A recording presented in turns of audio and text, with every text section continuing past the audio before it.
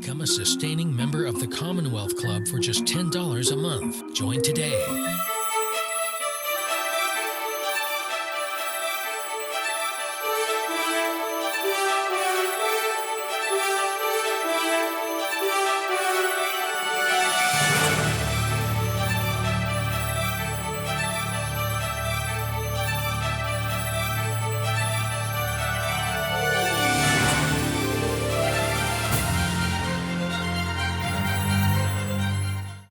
Hello, everyone, and welcome to today's virtual Commonwealth Club Humanities Forum program. My name is Ladaris Cordell, Commonwealth Club board member and your moderator. As the club continues to host virtual events, we are grateful for the continued support of our members and donors. We hope you will also consider making a donation online or text donate to 415-329-4231. The club also thanks the Bernard Osher Foundation for supporting today's Good Lit event, Marcus Books in Oakland for being our bookstore partner, and George Hammond for helping to organize today's event. Just a reminder, if you have a question for today's guest, please submit those in the chat. Now it is my pleasure to welcome Michelle Duster, author of Ida B., the Queen, The Extraordinary Life and Legacy of Ida B. Wells. Michelle is the great-granddaughter of Ida B. Wells and has written, edited, or contributed to 16 books for both adults and children. As an advocate to highlight women and African Americans, Michelle has worked on several public history projects to rename streets, monuments, and historical markers in the United States. She has received several awards, including the 2019 Multi-Generational Activist Award from the Illinois Human Rights Commission and the 2019 Martin Luther King Jr. Social Justice Award from Dartmouth College. Michelle, welcome. Let me start off with a couple of quotes from the book. So Michelle, well, first, just thank you for being here. And how are you through all this pandemic? I'm good, Ladaris, and thank you so much to the Commonwealth Club for having me. This is such an honor. How are you faring through all of this? I'm good. I'm located in Chicago, and we just had a nice big snowstorm. So. Oh goodness! Well, this is the perfect time to have a conversation. You're snowed in. Yeah. What better? So let me first, congratulations on the book. And let's start off with a couple of quotes from the book. And here's the first quote. I believe she is considered by all of the intelligence officers as one of the most dangerous Negro agitators. And here's the second quote. Brave woman, you have done your people and mine a service which can neither be weighed nor measured. So these were descriptions of Ida B. Wells Barnett, your great-grandmother. So the first description from her FBI file and her second description from Frederick Douglass. So, Michelle, which was she? A dangerous agitator or a brave woman? I actually think my great-grandmother, Ida B. Wells, was both. And it just obviously depended on what perspective people were coming from. And one of my goals in Ida B. the Queen was to show how the work that she did, which was uncovering the atrocities regarding lynching, it challenged the status quo and it countered the narratives of the time about what was going on regarding lynching and the Black community. So from the perspective of the government, she was an agitator, but she also was a brave woman in order to do that. So she was both. But she agitated for freedom and equality, right? I mean, she wasn't agitating for, blowing up anything at all, right? Right, but she was considered dangerous Negro agitator because she was influencing people in the Black community to stand up for themselves. And so when you have a system that has a vested interest in oppressing people and exploiting people and humiliating people, and then when you have somebody that's agitating to help have people stand up for themselves and not accept second-class citizenship, and to boycott and migrate and all of these things that are part of Black resistance, then she was considered a major annoyance who needed to be silenced. Yeah, that's dangerous when you put it that way. Absolutely, given the system in which she was operating. Was it hard to get her FBI files? It wasn't as hard as I thought it would be. I mean, at this point, so many things are available digitally, so I was able to access them online. Thank God, because having to go physically to Washington would have been very difficult Right. during a pandemic. Right. So, Michelle, I found your book to be both informative and unusual, and that it's not just your standard biography with a storyline that starts with Ida B's birth, 1862, in Holly Springs, Mississippi, and ends with her death in 1931. Instead, you take the reader on a tour of her amazing life by showing how she influenced your life and your voice as an author, how she used her own voice for the protection and advancement of justice and equality, and how her work continues to impact activism long after her passing. So let's start with you. In the book, you write about how much you and your grandmother are alike, and not alike. So in what ways are you two alike and not alike? Right. Well, Ida B. Wells is my great-grandmother. She was my grandmother's mother. And I never got a chance to meet her because she died 32 years before I was born. So I learned about her from my grandmother, who I spent a lot of time with, and through research. And luckily, Ida B. Wells, my great-grandmother, was a writer. So that made it a little easier than maybe for some people who are researching their family to access information about her. She left a trove of writings and publications, and she also wrote she kept a journal. And so that gave me insight into some of her inner thoughts that would never have been available in her public writings because she was a journalist. So in my search, I found that I did have some similarities to her, which were interesting considering I never met her. So you're similar in that you're both writers. I mean, this is apparently your calling as well. Are there other writers in your family, or is it just kind of Ida B to you? It's pretty much Ida B, and I have other family members who do some writing for their professions.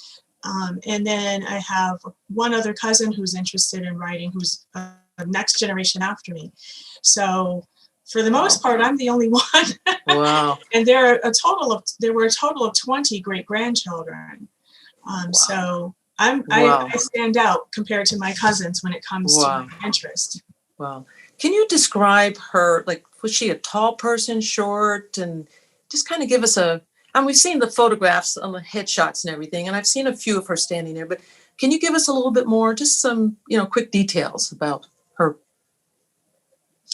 Right. Well, my great-grandmother, Ida B. Wells, was actually quite petite. And I included that information in Ida B. the Queen when I described her encounter in the train when she was thrown off the train. We're going to get to that one. Yes. Right. But I mean, it's important to note that she was a physically small person. She was around 5 feet tall. And really? Yes, she was around 5 feet tall, and especially when she was younger, she was quite petite. I don't know how much she weighed, but I'm guessing maybe 120 pounds or something. So she was a tiny woman in stature, which makes it even more significant as far as how feisty she was. I love it. I love it. There are already several biographies about your great-grandmother and even her own autobiography. So what is different about Ida B. the Queen? I mean, you've already published 2 books about her. Why this one? What makes this book different? There's several things about Ida B. the Queen that make it different from the other books about her. One is I told a little bit of information about my own journey, because I've been talking about Ida for a while, and I do get questions about what was it like to grow up as a great-granddaughter of Ida B. Wells. So I thought I would answer that and share that information, so to give a peek into the experience of growing up with an historic figure as an ancestor. And I also wanted to help people understand how my great-grandmother's life fits into the 400-year experience of African Americans in this country. She lived during a specific time period, but there were a lot of things that happened before her and then after her, and it's all connected. And I think it helps people understand how the present is impacted by the past. Yeah. Can you tell us a little bit more about you? You said that you write in the book about your journey and all of this. Maybe just give us a few highlights. About my life, LaDoris? Yes, yes. I was born and raised on the south side of Chicago, which at the time, and still now actually, is predominantly Black neighborhood.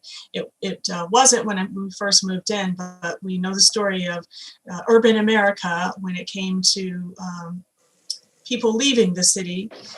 So I grew up in a predominantly Black neighborhood, went to predominantly Black schools until I was a little older, where I went to integrated schools and went to Dartmouth College. So, I mean, on my journey, I was very interested in how African Americans were portrayed in the media specifically.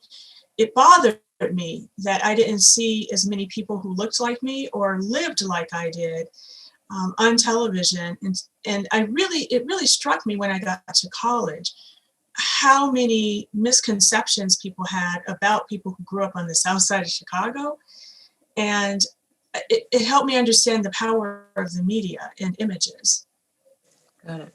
So this book, talking of images, is loaded with images. You've got family photographs, newspaper clippings. You've got this wonderful and unique color portraits of civil rights pioneers, past and present. Who was the artist, and how did you decide to include the artwork? The artist is Monica. I'm going to spell her last name so people want to look her up. It's Ahanonu.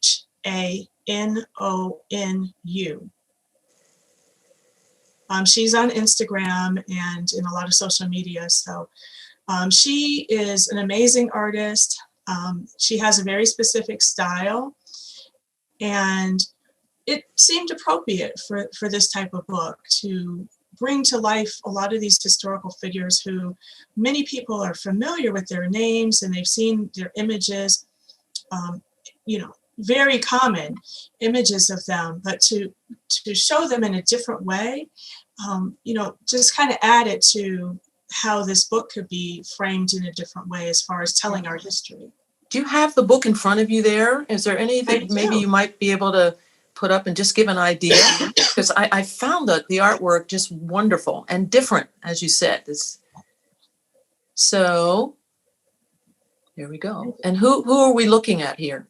This is William Monroe Trotter, Medgar Evers. Yeah, we can see. That's great. This is Thurgood Marshall. Right. Wow. Can you pronounce the artist's last name for us? Or not? Ahanonu. And spell it one more time for us, because I think people are going to want to look up. Ahanonu.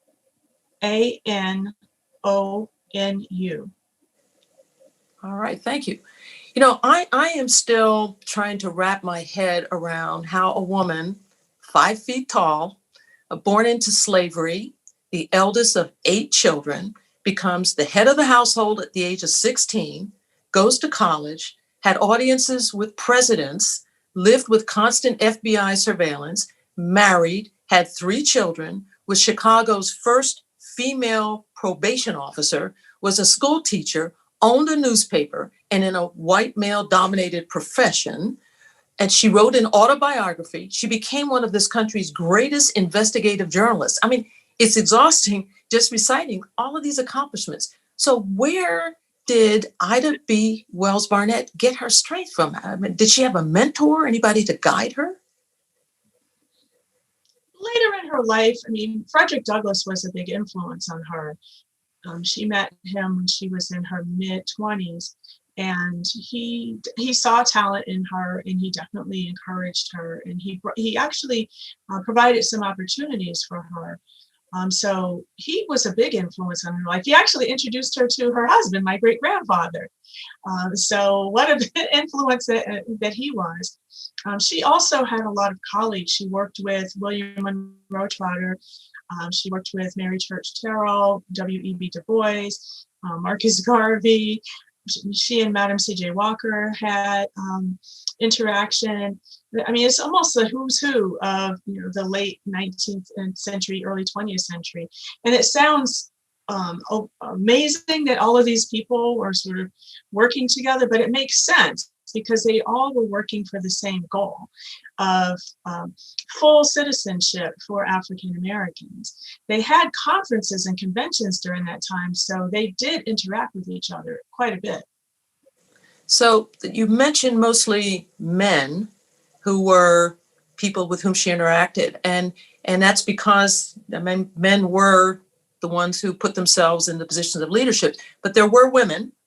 In addition to Ida, and you may have mentioned some, and I'm sorry if I didn't catch it, but do you remember any other women that were either her colleagues or helped guide her? I mean, in her autobiography, when I was doing my research for Ida B. the Queen, she mentions Mary Church Terrell. They were both co-founders of the NAACP. They were both co-founders of the National Association of Colored Women's Clubs. She also interacted with Mary McLeod Bethune. And then she had actually a friendship with Susan B. Anthony. And then in Chicago, she worked with Jane Addams. So she did interact with women. It was in a slightly different way. But, Right. Because there was the fight for women's rights, and then there was a fight for racial equality. Right. So, I have an interest in things legal. So when you described Ida B's court battles, I was just intrigued. So at the age of 22, she decides to take on the powerful Chesapeake, Ohio, and Southwestern Railroad. So can you give us just the backstory? I think you started to tell us a little, but what's the backstory that led up to her deciding that she was going to sue the railroad? Right, LaDoris. Well, my great-grandmother, Ida B. Wells, she was teaching in Memphis, and she was living in Memphis, and she was teaching in Woodstock, Tennessee, which is about 14 miles away. And so she had to commute from where she lived to where she worked. So she had to take the train. And in 1881, Tennessee passed laws segregating the public transportation. And my great-grandmother had to still get to work. So she just ignored the law and continued riding the way she had before, which was on the ladies' car since she was a lady. And eventually in 1883, they asked her to move from the ladies' car to go to the colored car. And she refused and was thrown off the train in a fairly violent way. And she was humiliated. And when you say violent way, I mean, she was literally... Well, three men. There were three men who, the train conductor and two of the baggage men came and removed her physically. And she actually bit one of the men because she was fighting. And one of the things that she wrote about in her journal that was really heart-wrenching was how she felt that as a woman, the other people on the train cheered when she was removed from the train. So that sense of she doesn't belong just because she's African American. And to add insult to injury, one of the things she mentioned is how Black women who were nursing white children were welcome on the train. So she felt as a professional, educated woman to be treated with that level of disrespect. And with the idea that the cars were supposedly separate but equal, but they were not equal in any way. And that's why she sued the railroad. So when you said they weren't equal, can you and I think you could give a little description of what the colored cars, what the conditions were like? Right. The the cars that were designated for colored, first of all, there were men and women, so it wasn't just a ladies' car. Second of all, white men could come and go as they pleased, and a lot of them she described were drunk. People also smoked in the colored car, and it was near the front of the train. So if you know, when you see these movies of the old trains where they had the smoke coming out of the front, so the smoke from the actual train would enter through the windows. So she found that to be intolerable, and so that and absolutely unequal. And so she sued on that basis. Wow. So at this time, she's 22 years old. And I had mentioned earlier that at the age of 16, she's the oldest of 8. She ends up having to take care of everybody. And if you could just briefly tell us what happened to her parents. Right. Well, in 1878, both of Ida's parents, my great-great-grandparents, died from a yellow fever epidemic within one day of each other. And at that time, Ida B. Wells was 16 years old. And she ultimately ended up taking care of her 5 remaining siblings because one of her siblings died along with her parents and another had died earlier.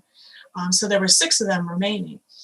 And at the age of 16, despite the fact that several of her father's friends volunteered to take some of the children and take care of them, but they were going to leave Ida on her own, she defied all of them and insisted that she could take care of the children on her own. It's just amazing. And you write in the book how she did it for a couple of years till she was, near burnout, but amazing. So let's get back to the lawsuit. So I just found this such a great story. So after she hires this lawyer who's Black, and he ends up betraying her. He gets bought off by the railroad. So she turns and hires another lawyer who is white. And you said his name is James Greer. So Christmas Eve, this is now 1884, she wins. And she gets, you wrote $500 in damages. And you point out that sum back then was equal to a year's of her teacher's salary. So today it'd be closer to like $20,000. But the victory was short-lived. So what happened? Well, the railroad, the Chesapeake, Ohio and Southwestern Railroad, obviously made a decision that they could not let a Black woman win a lawsuit against them because it would set a precedent for other people to sue them. So they were going to fight tooth and nail against this, and they appealed the case all the way up to the Tennessee Supreme Court. And so in 1887, which was 3 years later, the case was overturned. The verdict was overturned, and so she was never awarded the money. And in fact, she had to pay court costs, which added up to $200. So that's almost, 5 months salary. So it was a double loss for her. Well, a triple loss, because it really disillusioned her when it came to how African Americans could have justice in the court system. I tell you, that story enrages me, and it also just gets me thinking about how our legal system was used so much to oppress people of color, those who have very little, and yet the system has been used to actually give us the rights that we, are entitled to. It's a bit of kind of a schizophrenic thing with our legal system. So apparently, you write that Ida took this loss really, really hard. And on page 43 in your book, you include a passage from her journal about her courtroom experience. And it's a wonderful passage. And I wonder if you maybe would read the last maybe 9 lines of it, so we get a sense about how she wrote about it, how she felt. Right. So in Ida B. the Queen, my great-grandmother wrote, "It is, if it were possible,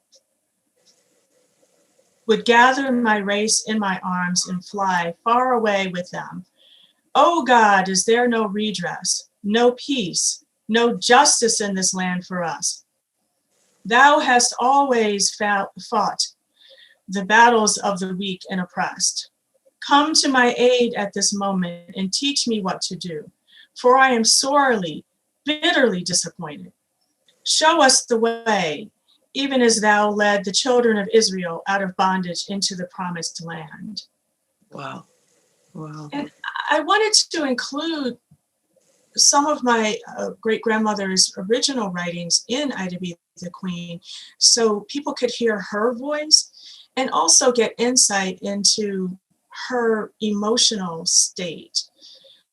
I thought it was important for people to see the full picture of who she was and not just all laundry list of her accomplishments, but that she was disappointed, that she was disillusioned, that she was hurt and still had to draw on some kind of strength. And what I noticed was that she drew on her faith, her religious faith.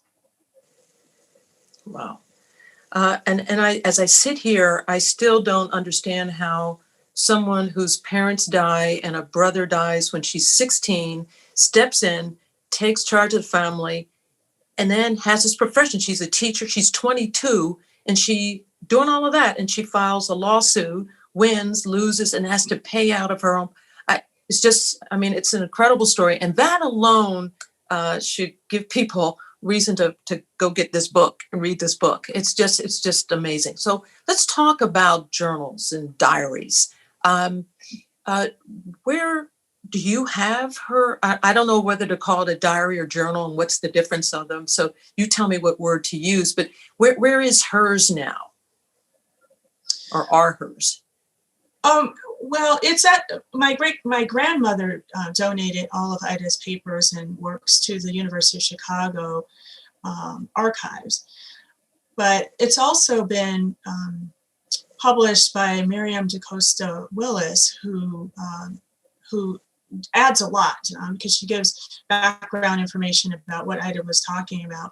But I personally, before Miriam published her book, I have a copy of Ida's diary. So it's interesting for me to see her handwriting. And one of the things I want to mention when I was looking through her diary is that she wrote all in the margins. Like she would write like a normal paragraph, and then she would write like going up along the side of the margins, and then she would write things in between the lines. It was very interesting to see the original of the diary. So how long is this diary? How many pages are we talking about? It's a little over 100 pages or so. Yeah. And when did she keep it? Like, do you know from what age she started? And then she when kept she ended? it from 1885 to 1887, so about 2 years. And then she stopped. She no longer kept a journal after that? Well, that's the only one that we have.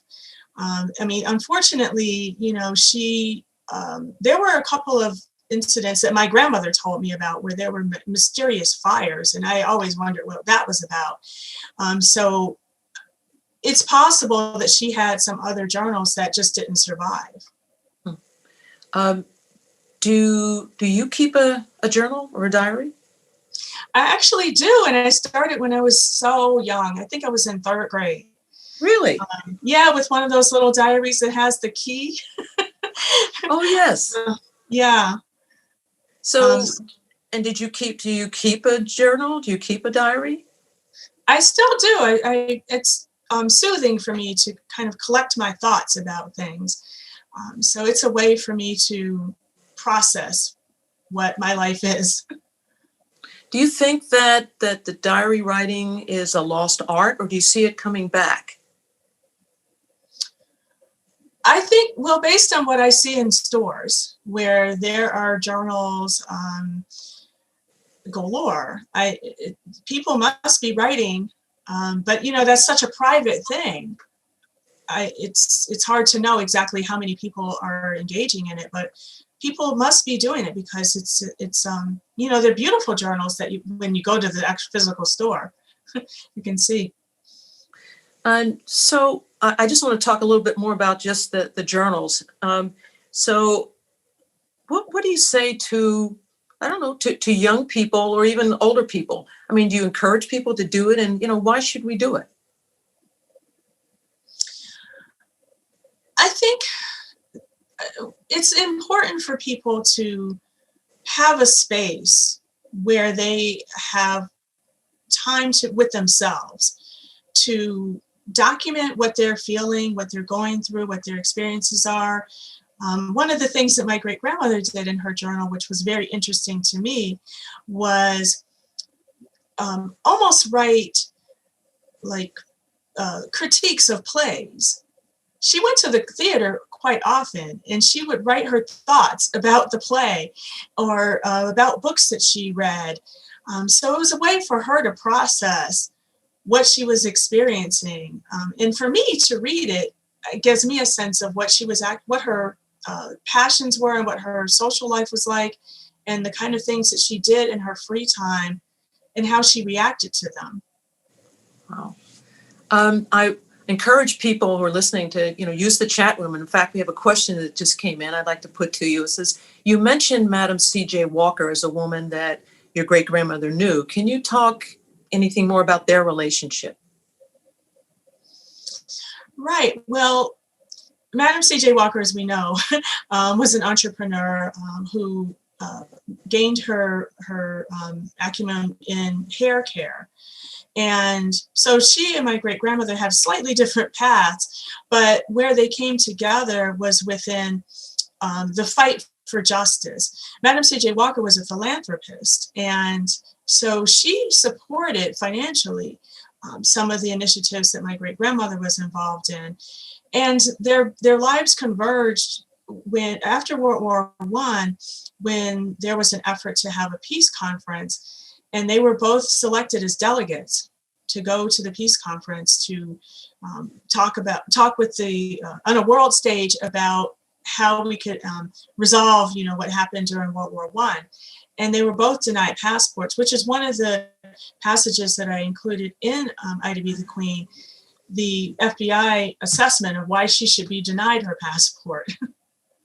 Crazy. Wow. You write on page 7 in your book, and I'm taking a quote here, as a Black woman, she had to fight 2 battles, racism and sexism, and she did so tirelessly.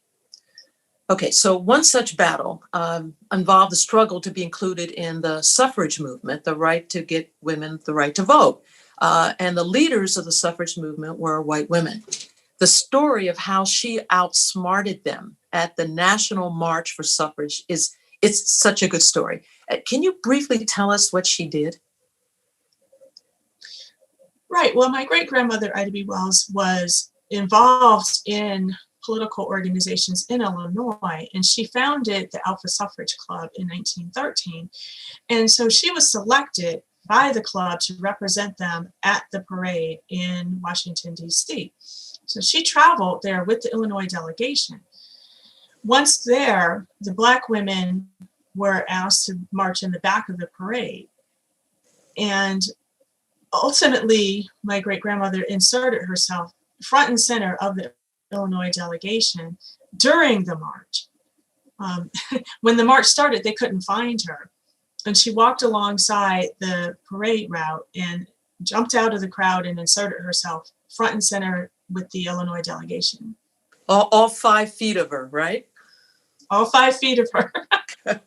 That's awesome. Just awesome. We have another question from those who are attending. Is there a play or a book that your great-grandmother liked in particular? Wow. Well, she mentioned in her autobiography that she read a lot of the classics, what are considered classics for us right now. I mean, Charles Dickens and Louise May Alcott. So she mentioned actually more writers than the actual names of books. Mm-hmm. But those are some of the ones that she read. And she read the Bible. She mentioned how she read the Bible multiple times. And when they were growing up, that was the only book they could read on Sundays. Wow. I love the story about how that Ida B. stood up to the Secret Service over, of all things, buttons, little buttons that read, and on the button says, "In Memoriam, Martyred Negro Soldiers, December 11th, 1917. So without talking about the fascinating and the heartbreaking backstory about the buttons. You describe that in the book, and I encourage everybody to read about it. I mean, it's really remarkable. What can you tell us generally about her interaction with Secret Service agents who demanded that she stop her subversive distribution of these buttons? I'm sorry. I mean, that just makes me laugh every time. Yeah, tell us about it. That, like you said, there were buttons that she was distributing in honor of soldiers who were killed at Camp Logan in Houston. And she was so outraged that the United States government would kill its own soldiers. Tell us a little bit about that. Why don't you give us a little more backstory on that? Well, there was a Camp Logan outside of Houston where Black soldiers were being trained to go overseas and fight for freedom and democracy, wearing the United States uniform. But they were harassed and humiliated when they were in Houston, and to the point where they decided they had to defend themselves. And as a result of them defending themselves, they were court-martialed and hanged. And so my great-grandmother thought that was an absolute outrage, and people needed to, the soldiers needed to be memorialized, and the government needed to be criticized. So did she come up with the idea for the buttons?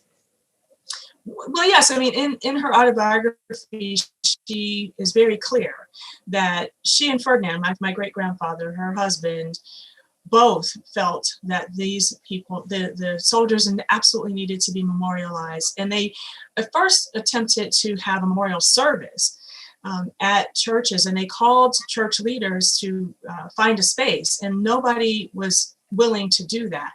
So then she decided she'll just pass the buttons out so that at least people know about what happened, and she could recoup some of the cost of printing the buttons. Wow. So Secret Service agents show up at her front door, right? And tell us about her interaction with them, how she dealt with these people when they showed up. Right. Well, they showed up at the Negro Fellowship League, which is the rooming house and location where she gave people job training. So it was at her work where they showed up. And they basically confronted her and asked her, what about these buttons? Can they see these buttons? And she gladly handed it to them. And they told her that she's criticizing the government and she'll be charged with treason. And so she was like, well, go ahead. I dare you. And she famously made a statement about how she'd rather go down in history as the lone Negro who had enough courage to speak up against the government than to keep her mouth shut. So she made it clear to them, like, I dare you to arrest me. I'll proudly go to jail because I believe in this so much that it is worth being imprisoned for. And the way she describes it in her book, they were so stunned that she was not intimidated by them. And at this point, she's in her late 50s. So they looked at her and like, okay, this woman, maybe we'll just leave her alone. Because she says that they never bothered her again. Right. They backed off. It was amazing. Amazing. But they did go to the printer of the buttons and make sure that he didn't make any more buttons. Got it. So they shut it down going through the back door, basically. Right. Got it. Ida B. was very particular about her appearance, and she was concerned that her reputation never be tarnished. Why was she so concerned about what others might think or say about her? One of the things I really wanted to help people understand through the book Ida B. the Queen is the extreme level of danger that Black women in particular experienced, because you have to remember she's living through a time where people are being lynched. Mostly Black people, and there were mostly men, but still there were women who were lynched. So there was this social atmosphere that your life could be taken at any time. And women regardless of race, were put on a different, had different expectations put on them of being pure and genteel and ladylike. And so in order for her to feel that she could gain respect, she had to be extremely vigilant in how she looked. And so, and she was so vigilant about it that she confronted a minister who she heard was disparaging her indirectly, and made sure that he apologized not only to her face, but to the public about what he had implied about her, because she could be in great danger if people thought that she was not, upstanding citizen. In addition, she was a teacher, and so for her profession, she had to have a certain look. Wow. It was her work as an investigative journalist who reported on the horrors of lynching that really put Ida B. on the map.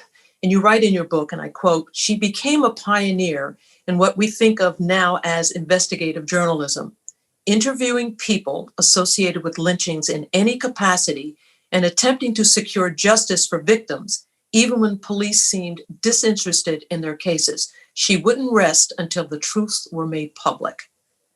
So there was an event that triggered her crusade to publicize the lynchings of Black people, something that shook her to the core. What was that event? Right, in 1892, 3 of my great-grandmother's friends were lynched. And they were proprietors, businessmen who owned a grocery store. And that is what turned my great-grandmother's sensibility into, this lynching is not about punishment for a crime. The narrative at the time was that Black men were violating white women, and she knew that her friends were not guilty at all of any crime. And she writes in her autobiography how she realized that lynching was being used as a tool, domestic terrorism, to terrorize the Black community and to uphold a racial hierarchy. And it was a way to get rid of the leaders in the Black community. So she put 2 and 2 together and decided she wanted the whole world to know what was really going on, because unfortunately some people were believing the actual false narratives. Wow. And she didn't just write about the lynchings. I mean, she raised public awareness by traveling across the country. She went to England. She gave speeches about them. And even when she faced threats of violence, do you know how those threats affected her? And did she have anyone to confide in when things got terrifying for her?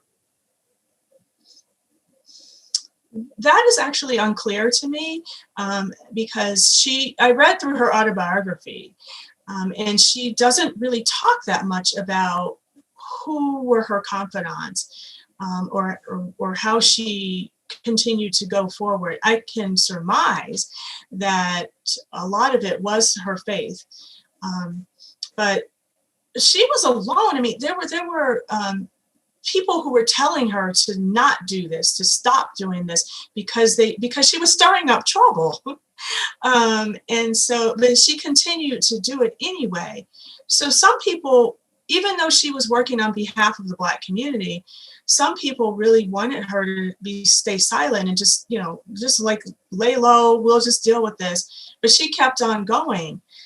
So she was just determined. And I look at it as the same way that how some people today, when something personal happens, and Sabrina Fulton is an example, Trayvon Martin's mother, when something personal happens and you know what the situation is and you cannot get justice through the courts, there's a fire that comes up with you, and you're like, I'm going to change this some kind of way. And I think that's what happened with my great-grandmother.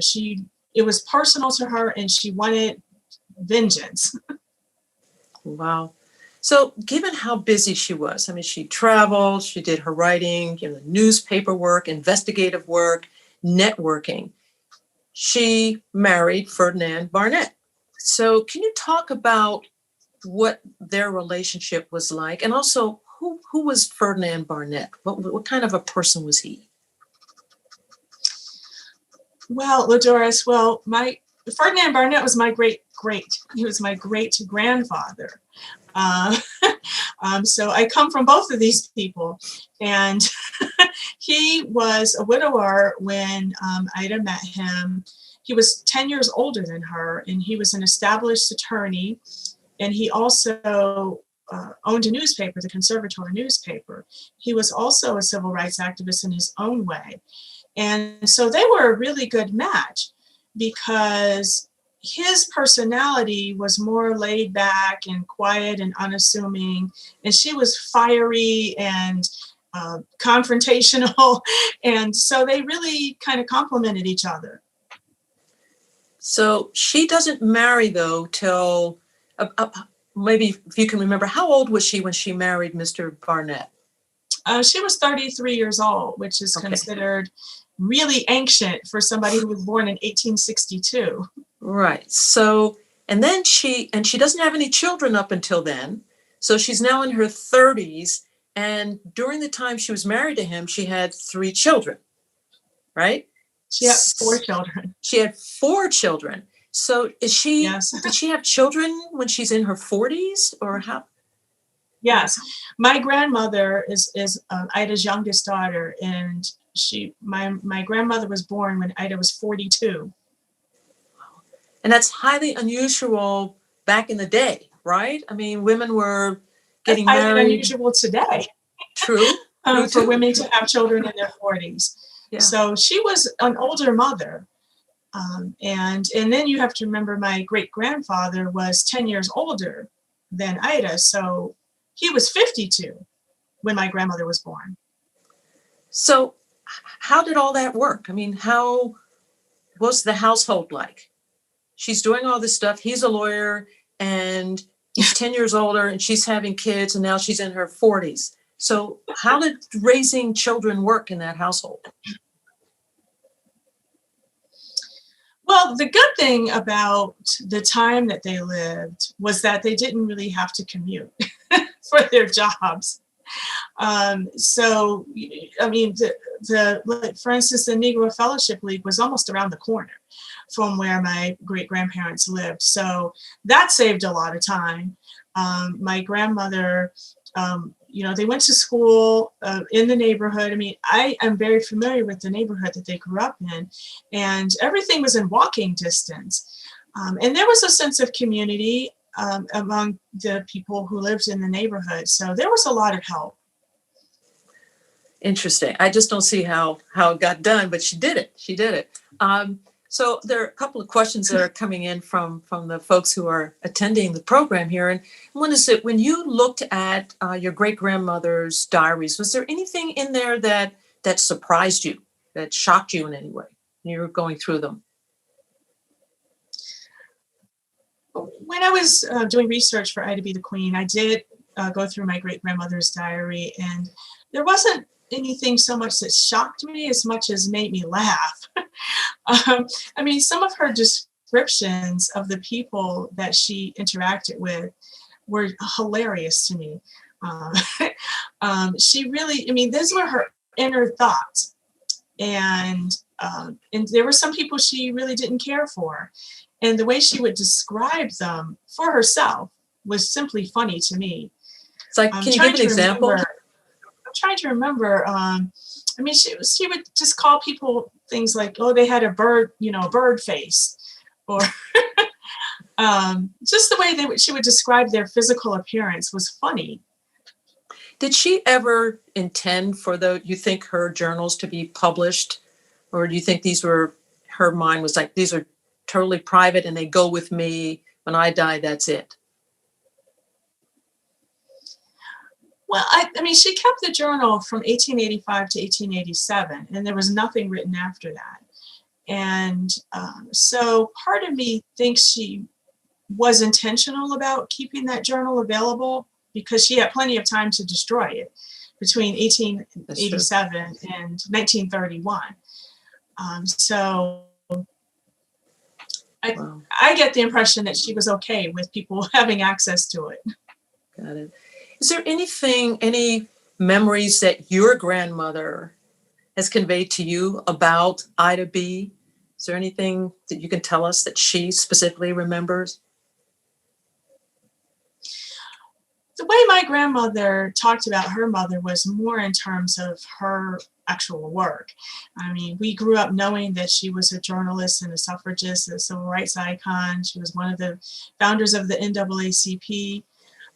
And my grandmother would tell us that more about her characteristics, that, you know, your grandmother, your great grandmother was always willing to fight for what she believed in. And you need to speak up for yourself. So it was more told in the frame of values and how you need to. Education was strongly emphasized in our family. It was something that nobody could take away from you. Got it. Got it. Here's a comment and a question from someone. Many white people say they know Black history because they know Martin Luther King Jr., Rosa Parks, and even the name Ida B. Wells. What lesson applies to aspiring journalists today that they can learn from your great-grandmother? One of the things about my great-grandmother that is inspiring to me is how business savvy she was. I mean, in addition to being a journalist, she insisted on being a co-owner of a newspaper, which gave her control. And I think that is important when it comes to telling our stories. In a lot of situations, having ownership gives an opportunity to shape the information that you feel is important to be published. So if you own the publishing outlet, then you have more control over those type of messages and that kind of information. So that has been something as a guiding force for me when it comes to having input into how African-American stories are told. I want to go back to your great-grandfather for a moment. I'm intrigued by him because he's married to this woman who is a force of nature. And she's out there getting all of this attention. And you know, in some relationships, and maybe most, you know, men are going to be threatened by that. They're not going to like that. And it just somehow relationships don't work. So what was it about him? I mean, he apparently was not threatened by the fact that she was out there doing all of this stuff. Can you talk to us a little bit more about that and how that relationship was able to work? I mean, based on the research that I did, and you know, talking with my grandmother about her father, he was attracted to her strength, and that's what he loved about her. He encouraged her to speak up and to fight. There were moments where, just say for instance, he would read about something in the newspaper. There were cases that happened with individuals who were falsely accused of crimes and imprisoned. And my great grandfather would read about the case in the newspaper, and he would tell his wife, my grandmother, "Oh, did you hear about this?" And she would say, "Oh, that's an outrage." And he'd say, "Well, you should do something about that." And he encouraged her to go and speak up and fight for this person's rights. And since he was an attorney, he was behind the scenes and would provide the documentation and the arguments and the briefs and all of this for her to go be the public person. In testifying in front of the governor, for instance, there were several occasions when that was the dynamic between the two of them. Well, I mean, it's just amazing. I mean, they were a real team. And I just think it's just highly unusual to see that kind of a thing happening. 2020, I think it was the worst year ever. We had the pandemic, we had the rise of racism, anti-Semitism, the devastated economy, the assault on democracy. All of that being said, one good thing that came out of 2020, one of the good things, or a few, was the posthumous Pulitzer Prize special citation bestowed upon your great-grandmother almost 90 years after her death. So I think, better late than never, right? So talk to us about that experience and what that has meant to your family, to you and to your family. Right. Well, I mean, for my great-grandmother, Ida B. Wells, to receive recognition in today's world for what she contributed to journalism, for me, it showed how timeless her work is and how important of a documentation it is of our country's history, because it really is a firsthand chronicle of what was going on during that time when it came to the brutal practice of lynching. Her writing was extremely descriptive, and for people to be able to read it today puts it into perspective exactly how dangerous and violent and lawless the situation was for African Americans living during that time. So what books do you have in you now? What do we have to look forward to? I'm working on a couple of children's books. Tell. Yeah, so to still African American history, to introduce our rich history to really little kids, so they can see themselves in these stories. Are going to be about your great-grandmother or some other subject? One of them is about her, and the two others will include many other African American trailblazers.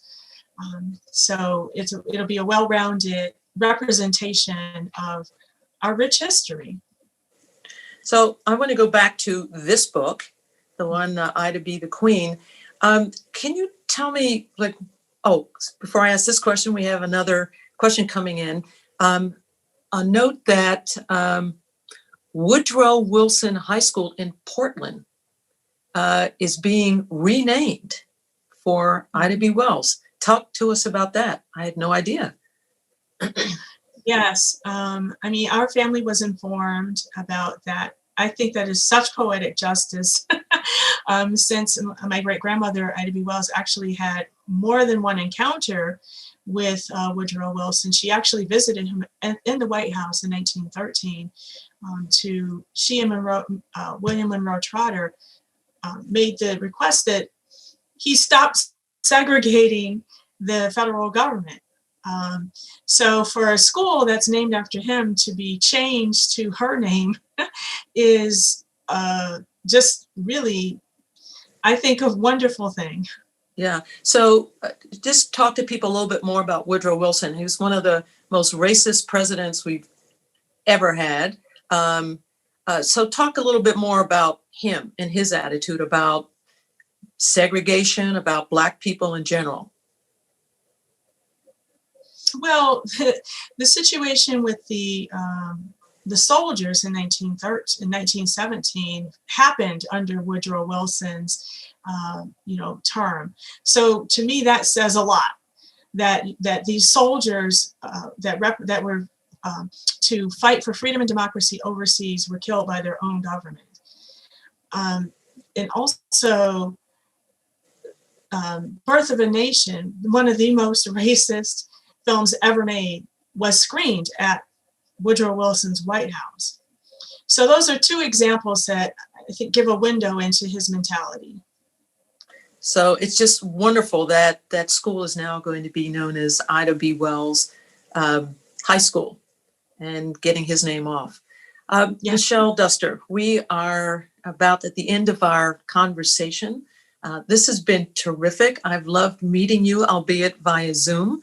And all of our folks watching, I've met you in this fashion. You're just doing a terrific service for everyone in doing the writing that you do. So I have one final question for you, and that is this. What would your great-grandmother, Ida B. Wells Barnett, say to those of us, young, old, and of all races, as we celebrate Black History Month in 2021? Well, Doris, I think my great-grandmother would say to believe in yourself, to believe that we all deserve all that this country has to offer, life, liberty, and the pursuit of happiness to all of us. And to not be afraid to speak up for yourself. Our thanks to Michelle Duster, author of Ida B. the Queen, The Extraordinary Life and Legacy of Ida B. Wells. And we encourage you all, buy the book. Purchase Michelle's new book at your local bookstore. And if you'd like to watch more virtual programs or support the Commonwealth Club efforts, please visit www.commonwealthclub.org. I'm Ladaris Cordell, and thank you, and see you next time.